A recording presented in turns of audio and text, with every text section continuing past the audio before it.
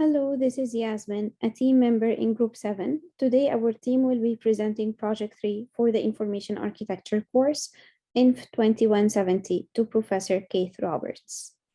Our project is about Islamic Relief Canada website. Islamic Relief focus on global relief through fundraising. They support humanitarian crisis relief globally. Islamic Relief is the largest Islamic charity by operational budget in Canada.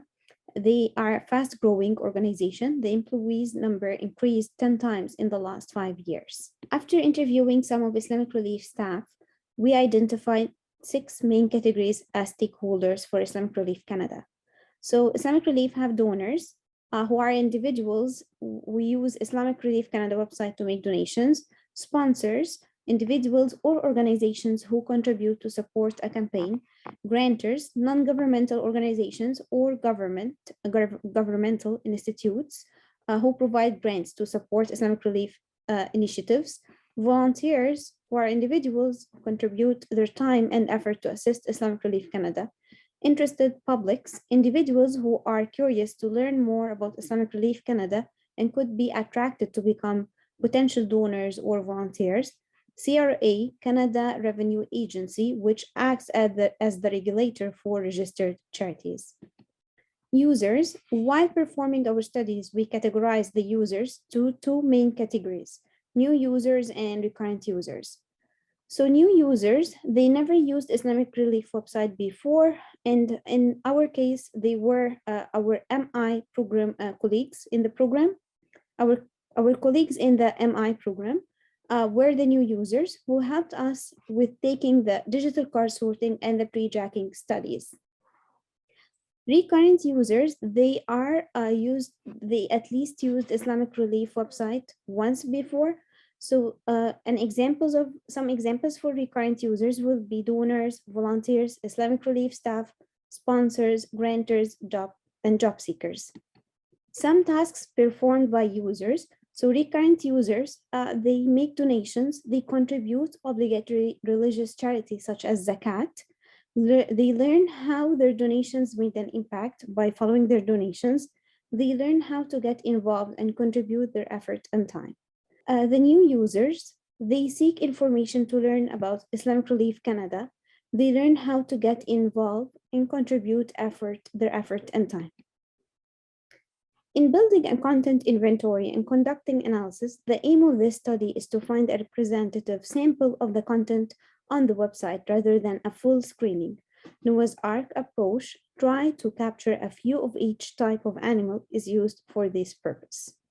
In the Islamic Relief Canada website, we have 7 static global tabs. The first one acts as the home page. The second one is the emergencies tab, which has 11 subtabs underneath it. So the 11 subtabs we have under the emergency global tab, they are the different global crises around the world that the user can donate to. The third tab we have is our work. It has 13 subtabs about the services Islamic Relief Canada offers to the community. The fourth tab we have is Get Involved tab. It has 9 subtabs about the different options on how to get involved and support the organization. The fifth tab we have is About Us. It has 9 subtabs, which give the user more information about the organization.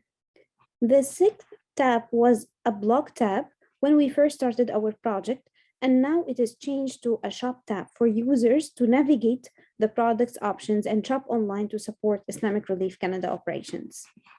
In the middle of the home page, we have latest news section. Underneath latest news section, we have 13 tabs.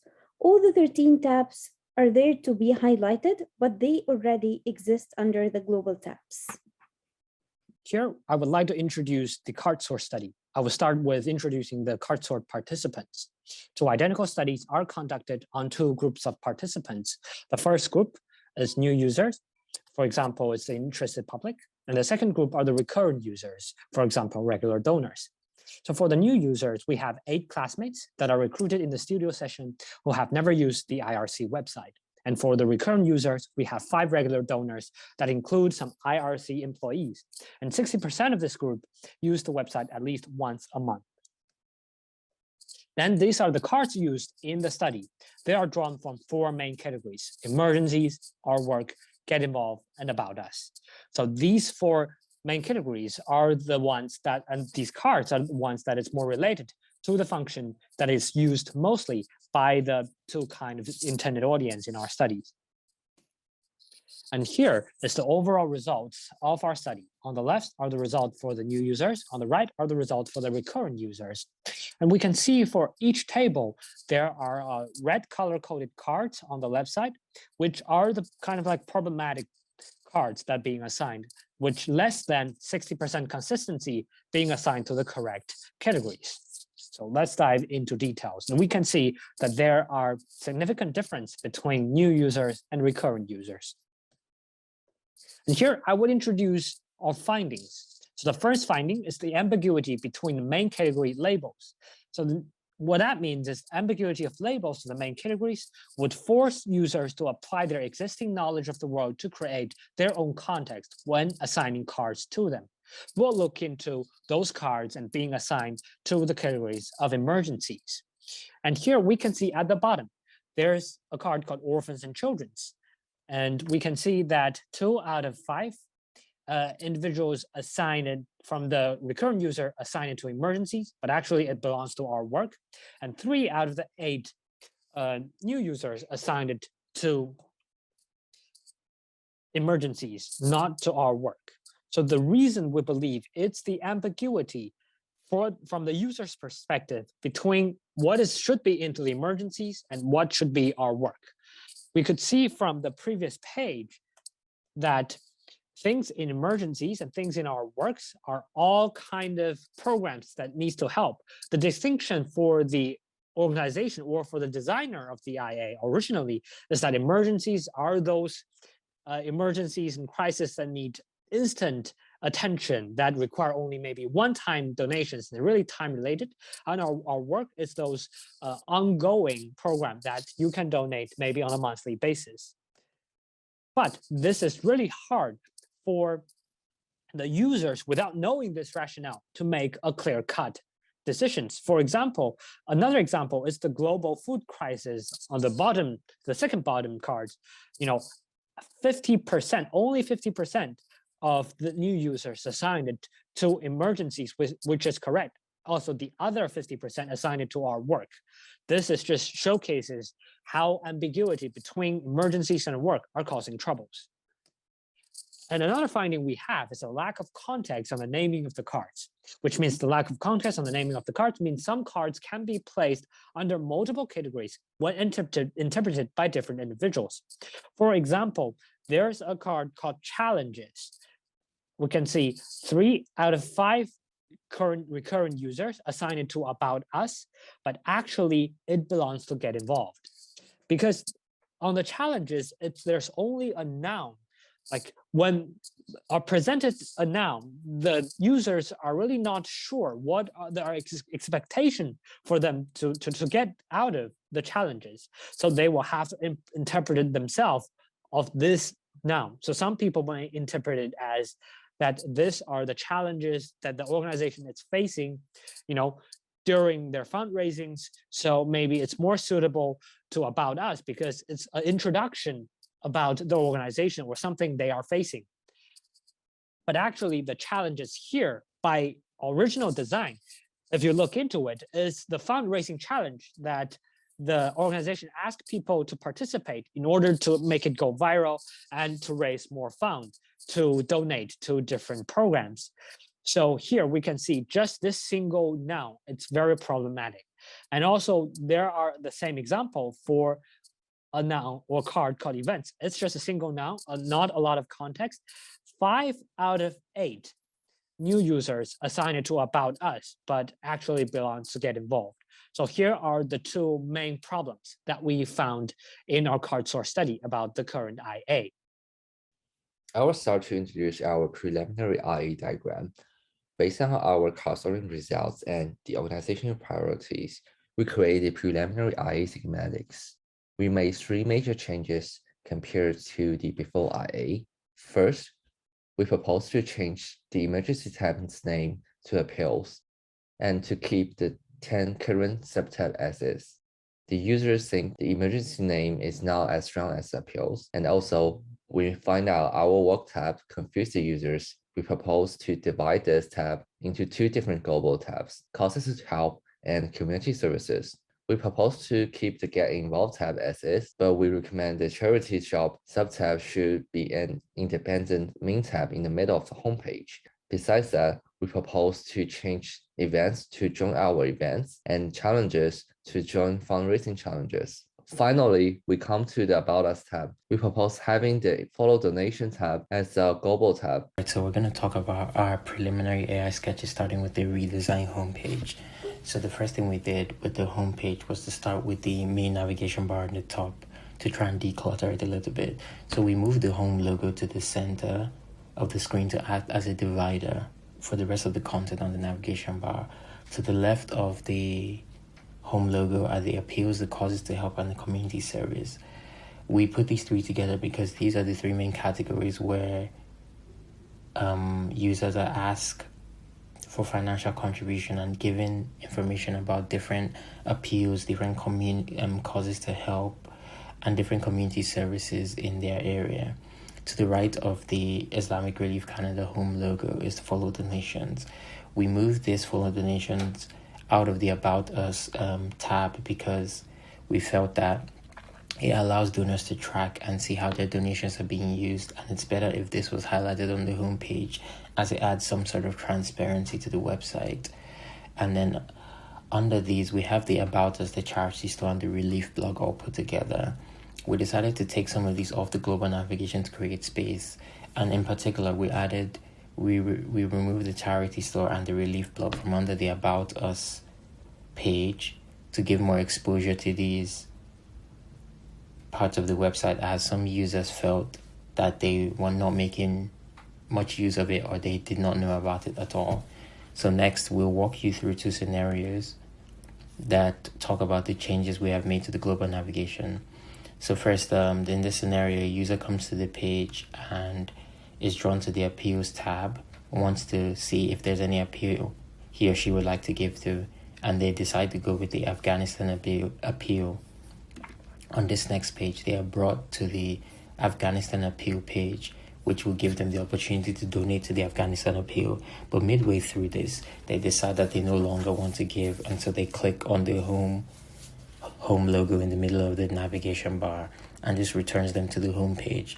This might seem like a fairly simple action, but previously on the website, on this page, users will have no way to return to home without having to refresh your website or restart it. So this button allows them to easily go back to home.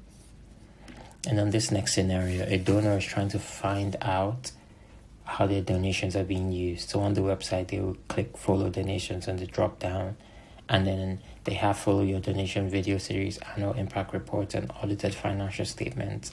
However, they would like to see the impact that their donation is making, so they click on annual impact reports. And on this next slide, we have the annual impact reports ordered chronologically and labeled by year to easily help identify the newest reports and give users an option to look over them. In this scenario, the user chooses the 2019 annual impact report. And now on this next page, a PDF reader is open and the user is able to read the report that he or she has chosen to get more information about the IRC. Information about how the IRC is making impact around the world. The user gets reassured from the report that his or her contribution would be put into good use, and this could help the user feel more confident to donate in the future. In the tree test, we had 14 participants, of which 7 were new users and 7 were recurrent users. Within the test itself, there was 1 pre-test questionnaire and 10 tasks, followed by 2 post-test questionnaires. So who are our participants? With the pre-test question, we were able to identify 2 different types of user groups. One is the new user, the other one is the recurrent user. Based on the answer to their question, have you ever used the Islamic Relief Canada website before? Between the two groups, the higher rate of success was with the recurrent user. However, there wasn't any correlation between the time taken and the success rate itself. Here's an overview of the types of tasks users were provided with. Let's take a look at number 8. Last year, you donated $100 Canadian to support the Lebanon crisis. You're now curious to see the impact of your donation. Users were able to follow 2 different types of trees in this situation to arrive at the information that they were looking for, whether that be under the annual impact reports or the Follow Your Donation video series. The success rate in this case was anything considered over 50%, which in this case, the most successful ones were task number 4, 8, and 9, and the direct success was significantly higher in these tasks as well. Unfortunately, we also have a large number of failures, which is considered anything below 50%. In this case, it would be number 2, 3, and 6. But I do want to highlight 6, 7, and 10 because if you look at the fail rate here, we've got skips by the users as well, which means if they were unable to find this information on our website, they would most likely close the tab and abandon the site altogether. So why is the success rate lower in some tasks than others? New users were unfamiliar with the vocabulary because they are not the target audience. 5 out of our 7 new users indicated they are non-Muslims and unable to understand the religious concepts and terminologies. And because they're new to the site overall, they're just unfamiliar with what they would be really looking for there. Whereas our regular users know the terminology and are familiar with why they would want to go to the site in the first place. So let's take a look at the results of number 8. We had 100% success from both the new users, direct success, whereas frequent users, we had a 71% success rate, whereas there was a 29% indirect success rate. The overall success rate across the board was 61%, with a 68% direct success rate. Now let's take a look at something that wasn't so successful with task number 6, where the task is Ramadan is approaching and you would like to send a gift using the website. Unfortunately, neither new users or frequent users were able to figure out the correct path, and 2 users actually abandoned this task.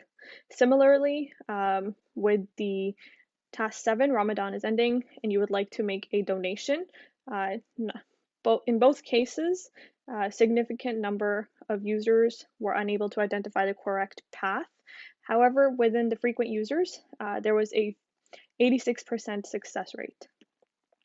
Again, with the task 10, you are passionate about supporting vulnerable children and you would like to donate. There was a 43% success rate in new users and 57% success rate in frequent users, but we did have a large portion of total users fail and one task. So after the tree test was done, users were presented with a post-test questionnaire where we asked what was the hardest thing you found when completing the task, and users indicated that since they were not Muslim, they were unable to understand the donation categories, which is why the last 3 questions that I just ran you through were the ones where most of the users failed or left the task.